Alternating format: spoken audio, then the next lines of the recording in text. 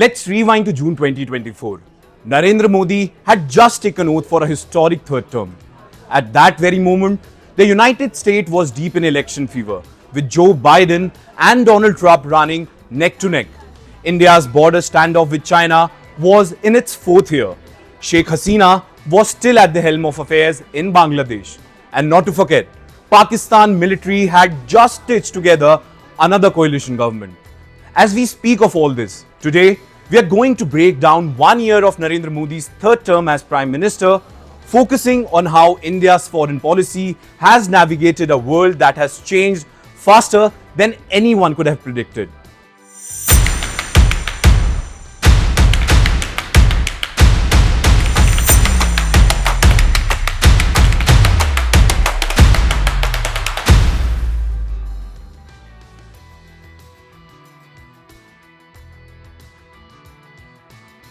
It feels like the geopolitical chessboard has been flipped. First, the US President Donald Trump is back in the White House, and his return has sent shockwaves throughout the global order. Trump's tariffs have disrupted trade worldwide, and India finds itself on the negotiating table for a new deal. But it's not just about trade. In fact, Trump's immigration crackdown has made headlines, with plane loads of Indians deported, and not to forget, Indian students, over 3.3 lakh of them, facing new scrutiny at American universities.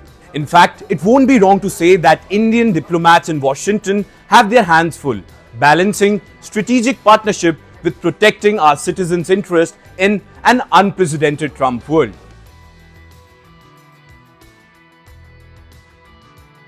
Now, India-Canada relations are showing signs of a reset after Mark Carney became Prime Minister.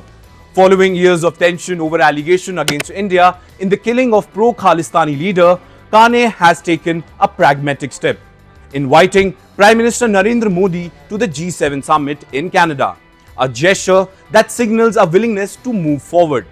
In fact, both leaders have emphasized on mutual respect and shared interest, with Carney describing the relation as incredibly important and expressing intent to rebuild economic and strategic ties with India.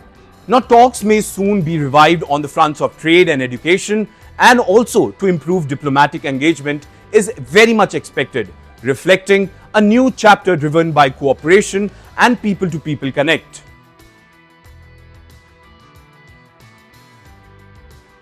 Then comes the elephant-dragon dance. After years of tension, there has been a thaw with China. In fact, in October 2024, India and China agreed to disengage troops at two key friction points in Ladakh. Modi and Xi even met to push for normalization. Pilgrims to Kailash Mansarovar was back on the table. Direct flights may resume, and journalists could soon be swapping stories across borders. But let's not forget, over 50,000 troops are still stationed in those icy heights. The peace is real but fragile, and India is investing heavily in border infrastructure and defense capabilities to ensure it lasts. And not to forget, China has also talked about India's importance in world trade as the global trade war is at play.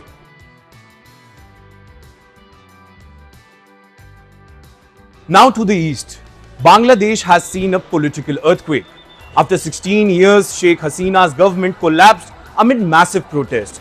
She is now living in India, and the interim government in Dhaka, led by Nobel laureate Muhammad Yunus, has cooled relations with New Delhi and played the China card. Attacks on minorities have triggered a strong Indian response, tightening visa and trade rules.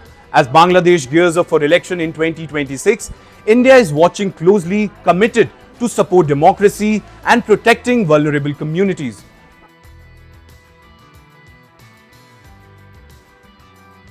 And then comes the biggest shock, Pakistan.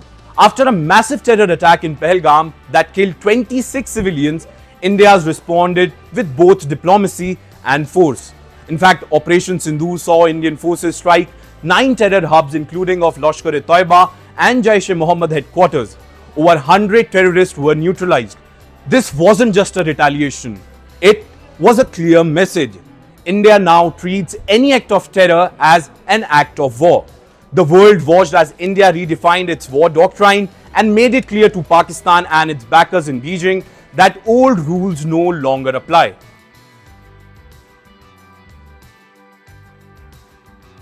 So, what's the upshot? In a world made even more chaotic by Trump's return, India's foreign policy under Modi 3.0 has been about resilience, strategic autonomy, and rapid response.